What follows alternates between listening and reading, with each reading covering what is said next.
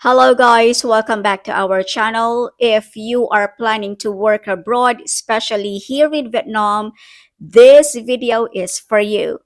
I'm going to share my real timeline on how I applied as a teacher here in Vietnam, from submitting my application up to getting my DMW or OEC approval. So if you're curious on how long it takes and what to expect, keep watching. Now first, ang pag-uusapan natin, all right? So how did I start applying for a job?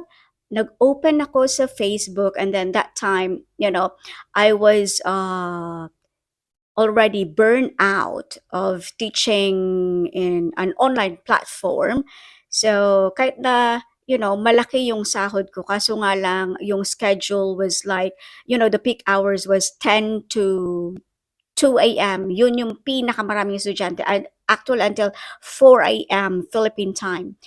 Now, nag-uumpisa ako magtrabaho like 6 p.m. and then may break lang ako ng isang oras para mag-dinner at saka alagaan yung anak ko, ganun. And then I will go back again and then sit for like 4 hours, 6 hours, like that straight. Kasi sayang naman yung dollar. Dollar. Okay, I will talk about that next time kung ano, no. So, I was like burnout already, and then at that time I was having like a little emotional like ups and downs, siguro dahil din sa hormones ko dahil nga premenopausal na. So sabi ng doctor sa akin, why not change your job? It's because it's not advisable for you already.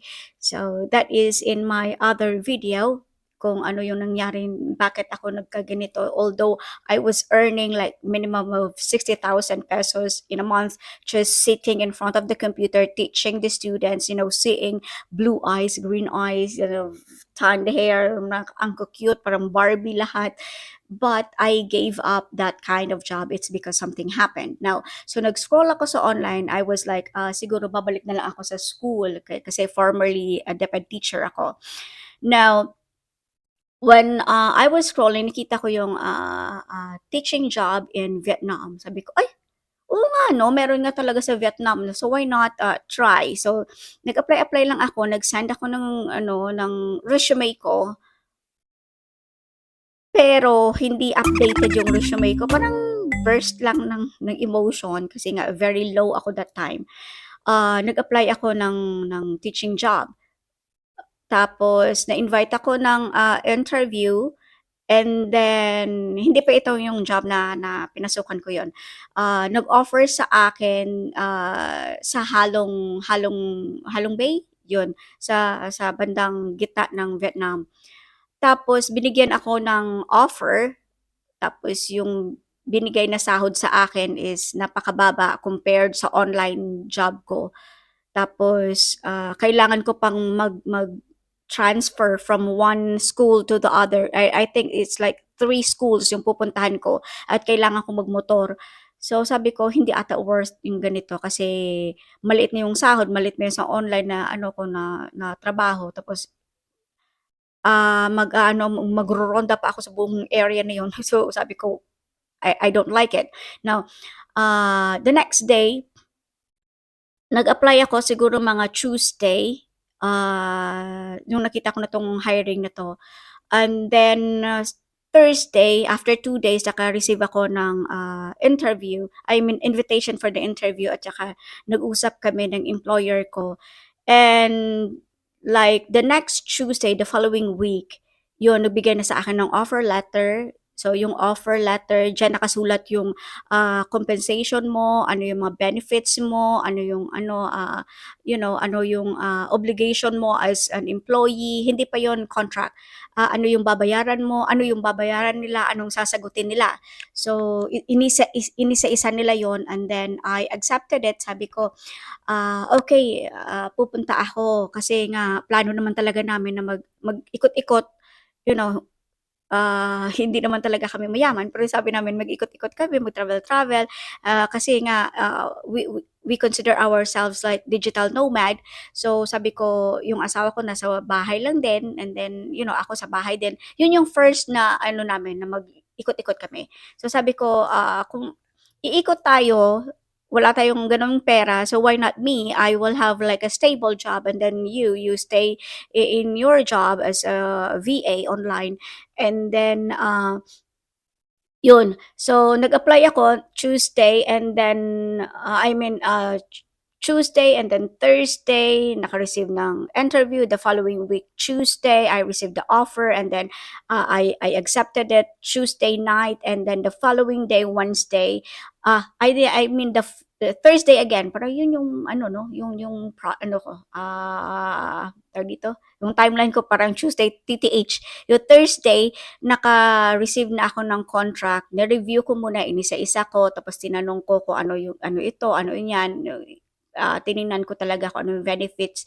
ano yung mga kakailanganin. So, nagpirma ako doon, and then here comes the serious serious by the way, sa pag-apply ko na yun, balik muna tayo. Sa pag-apply ko, I had my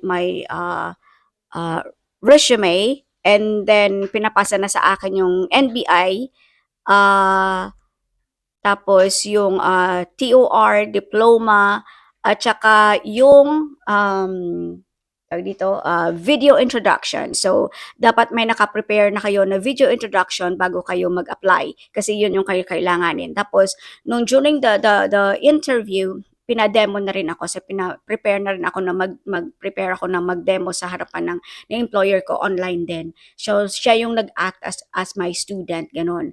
Now, so after that, I got the job offer, I signed the contract. So ito na yung pinaka ah, ah, seryoso, kasi nga hindi ko alam yung processing pala.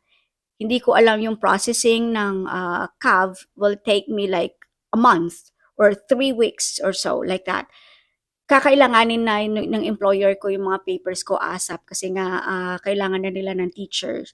So, medyo natagalan ako dahil nga hindi ako ready sa mga papers ko. So, kayo, if you are planning to apply abroad, dapat nakakuha na kayo ng CAV, nakakuha na kayo ng NBI nyo, nakakuha na kayo, pina-apostle nyo na yan lahat. Kasi sa akin, nahirapan akong schedule ng apostle ko, kasi nga fully booked na siya. Ganun ba? Yung na ano ako, na gastos pa lalo, kasi nga in one day, yung sa DFA, may limited papers lang sila na pina-process. So, ililink ko dito yung video about sa apostle na yan, para malaman nyo din yung timeline nyo, at saka you can control the time, at alam nyo yung papasokin yung application timeline, para hindi kayo matulad sa akin na sobrang stressed ko dahil sa pag-apply ko na to, pag-process ng papers ko. So, nung pag CAV ko, hindi ako maka-apostle agad, kasi kulang na yung ano ko, may yung diploma ko, at saka yung TOR ko hindi pa na salasal. So, nag-request pa ako. It took me like 3 weeks bago makuha ko yung CAV copy ko sa school. And then, saka pa lang ako nag-apply or nag-reserve ng slot sa apostille, kasi natatakot ako na sabi ko, hala, baka kung book ako ng appointment ko sa DFA for apostille, baka hindi pa na-release yung CAV ko. So, wag kayong matulad sa akin na napaka-nervyosa. I-book nyo na like, ahead of time yung sa DFA, para hindi hassle na ba. So, after nakuha ko yung CAV, saka ako nag-book ng apostille ko. Hindi ko alam na pag-book ko pala na yun, yung 1 month pala, puno na yung slot na yon. So sabi ko, wala na naman akong slot, ano naman gagawin ko? Another month na naman. So that was August. Okay. So August 28, naka-receive ako ng offer. August 30, nag-sign ako ng contract. And then September na ako nakakuha ng slot para sa apostille. Now, sa apostille na yan, maraming kwento kasi nga, they are only allowed to process like how many documents in a day. So, minsan pag mag-reserve ako sa ganitong oras, hindi ko siya mabook agad. Si ganun. So, another day na naman.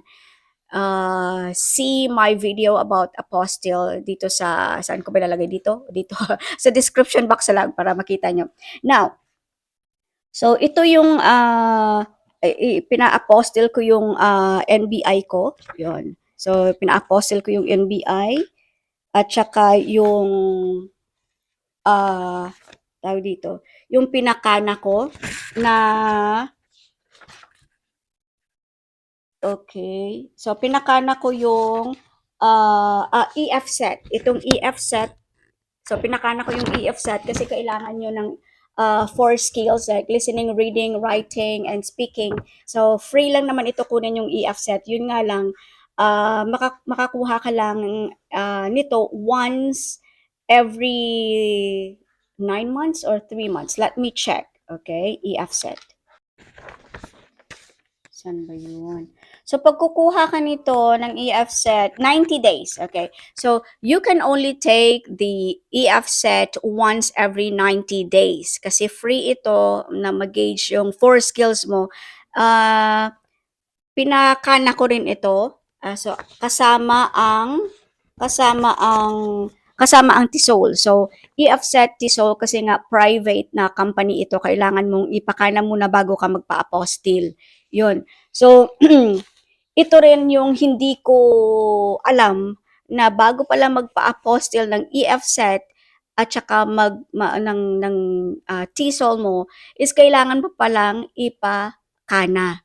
Ako, nag-reserve na ako sa online ng apostille pero hindi ko alam na dapat pa pala ipakana ito bago dalhin doon sa kanila. So, pabalik-balik ako. So, first is, tingnan natin, NBI, EF set at saka TESOL. And then, yung COE ko galing sa DepEd. At saka, ano ba ito?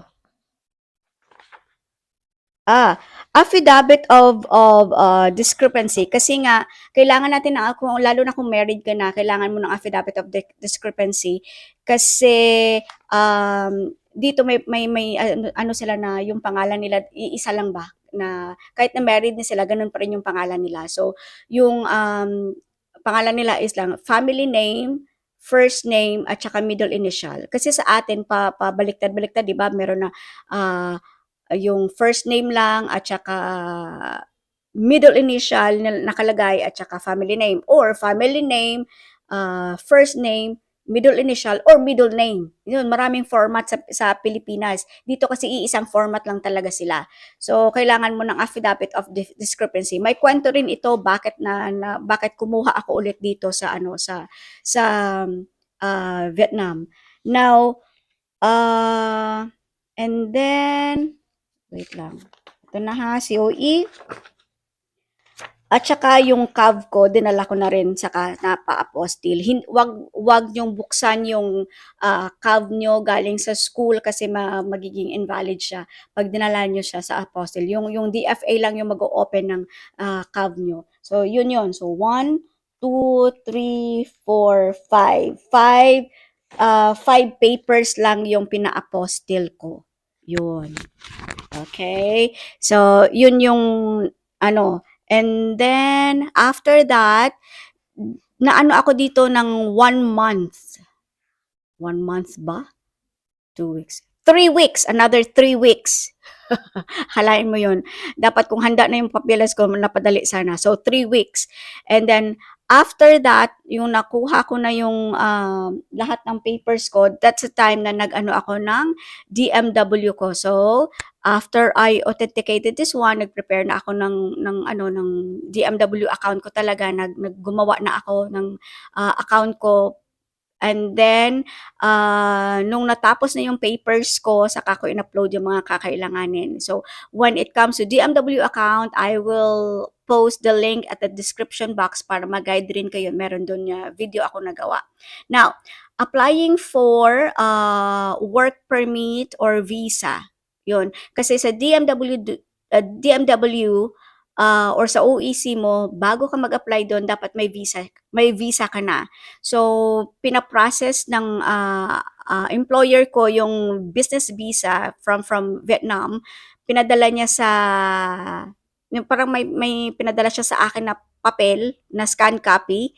Tapos, dapat dadalhin mo yung passport mo doon sa Vietnamese embassy. Ngayon, galing ako sa Bacolod ako. So, medyo sabi ko, hala, pupunta ako doon, tapos yung processing nito is like 3 days or 5 days, may pipilian ka eh. Kung ira-rush mo so 3 days lang, kung ano normal na ano mo is 1 week or 5 days, ganun. So sabi ko magho-hotel ako, ano ako, stay ako doon, hindi ko alam kung anong gagawin ko. Buti nga lang may kaibigan ako na nagpo-process din, yung teacher ko din. So, yung isang teacher ko din and then may kakilala na agent na nagpo-process din ng, nag-a-assist sa passport para sa sa visa stamping mo. So, pinadala ko ito sa kanya ng Sunday. So, Sunday pinadala ko ito sa kanya via LBC Express yung ginawa ko. Kasama na yung print out ko na parang invitation letter galing sa employer ko para ipakita dun sa embassy, tsaka tatatakan nila ng business visa yung passport ko. Now, nakuha niya yung Monday, Tuesday pumila na siya dun, tsaka kinuha niya ito kasi in-express ko 'to, eh. Nakuha niya 'to hindi, Wednesday pala kasi parang parang MW, parang Monday, Wednesday, Friday. So, MWF lang ata yung open ng Vietnamese embassy during that time. I don't know ngayon kung ganun pa rin. So, if you want to know more about the visa stamping at saka yung ibibigay ko yung Facebook ng agent na tumulong sa akin sa pag-stamp. Lalo na kung galing ka sa Visayas, galing ka malayo ko sa Manila, siya na yung pipila sa'yo, siya na rin kukuha sa'yo mag-aano ng visa stamping mo sa Vietnamese embassy. Dito na lang sa description box ulit. So, i-message nyo lang siya. She is very accommodating. Marami na siyang mga Filipino teachers na natulungan sa visa stamping. Now, kinuha niya yung Friday, tapos pinadala niya sa akin Sunday or Saturday, na-receive ko agad yung papel. Talagang maluha-luha ako. Sabi ko, ito na, makaka-apply na ako ng DMW na yung maka-process na ako ng OEC ko. Now, after that, in-upload ko na lahat ng needed na paper sa DMW na so ano ba yung in-upload ko. Pinadala na sa akin ng employer ko yung authenticated na contract kasi kailangan mo na authenticate yung contract mo sa Philippine Embassy dito sa Vietnam bago mo i-upload. So, ina-scan na nila lahat. After na-scan, pinadala sa akin yung hard copy dun sa Pilipinas. So, yung scan copy, yun yung ginamit ko sa DMW website na isa sa mga requirements. Talking about the requirements and DMW, anything, and may ako dito, may video din ako.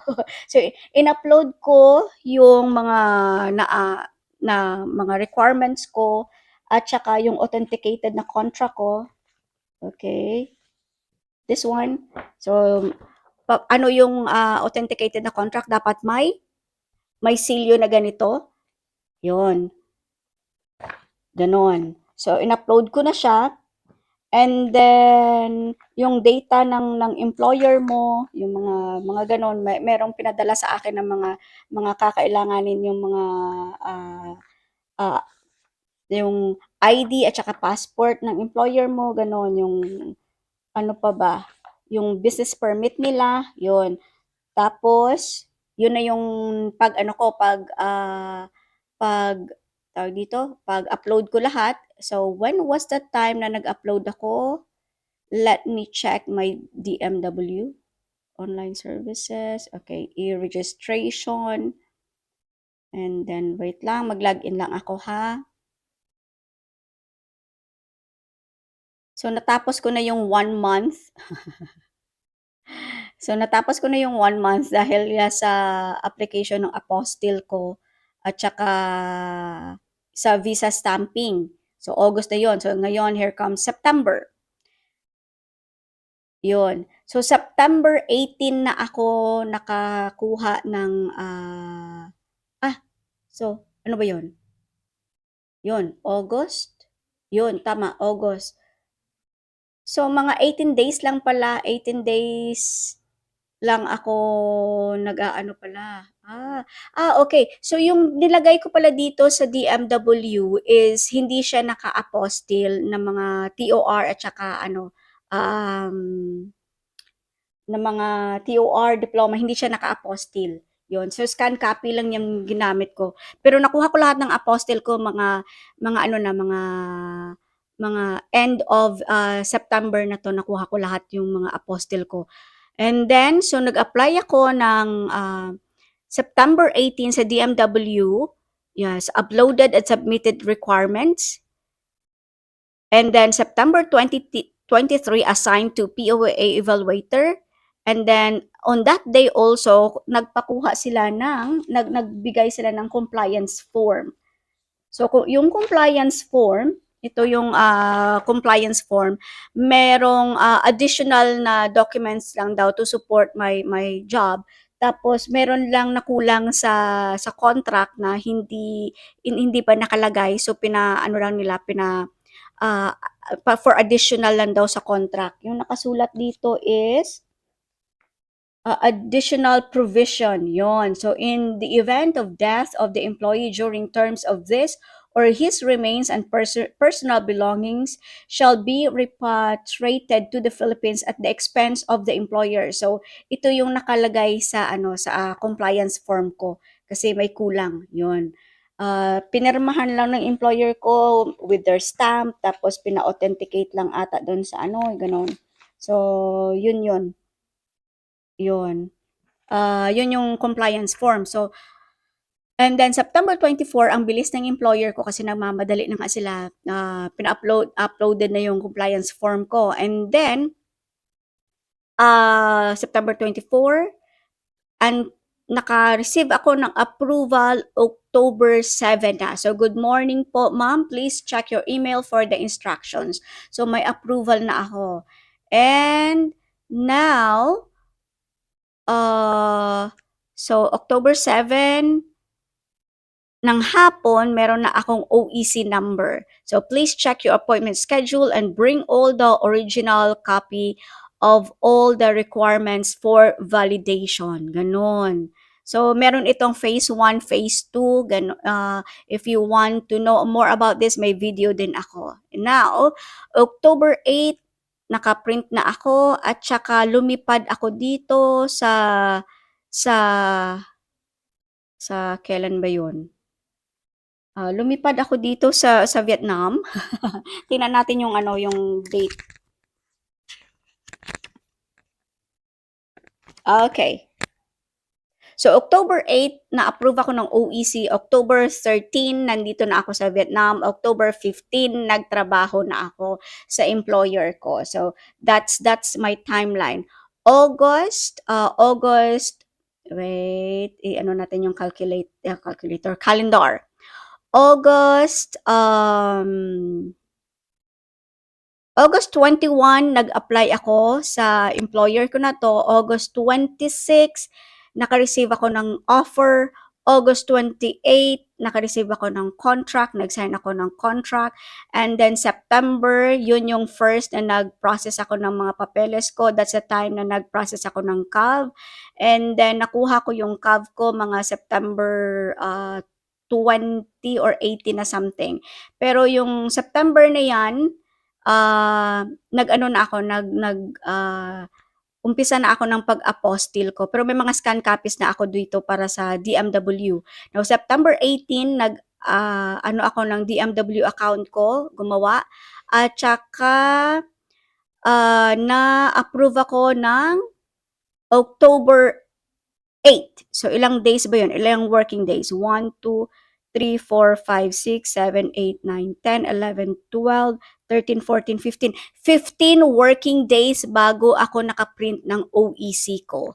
Now, when it comes to medical and everything about the DMW, I will give the link to you para maano, para kita nyo din yung timeline ng DMW at saka yung mga papers na kakailanganin. So, October 13, I was here already. Monday, working na ako agad pala.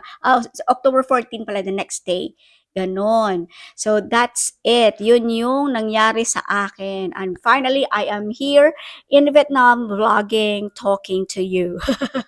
So, that's my journey on how I became a teacher here in Vietnam. So, if you're planning to apply, don't be discouraged. It's a long process, but it's worth it. Next naman. Okay, so if you have some questions, just comment down below and I'll try my best to answer all of your questions. And don't forget to like and subscribe. See you in our next vlog and follow our journey here as a digital nomad couple and an OFW teacher with our 4 years old daughter.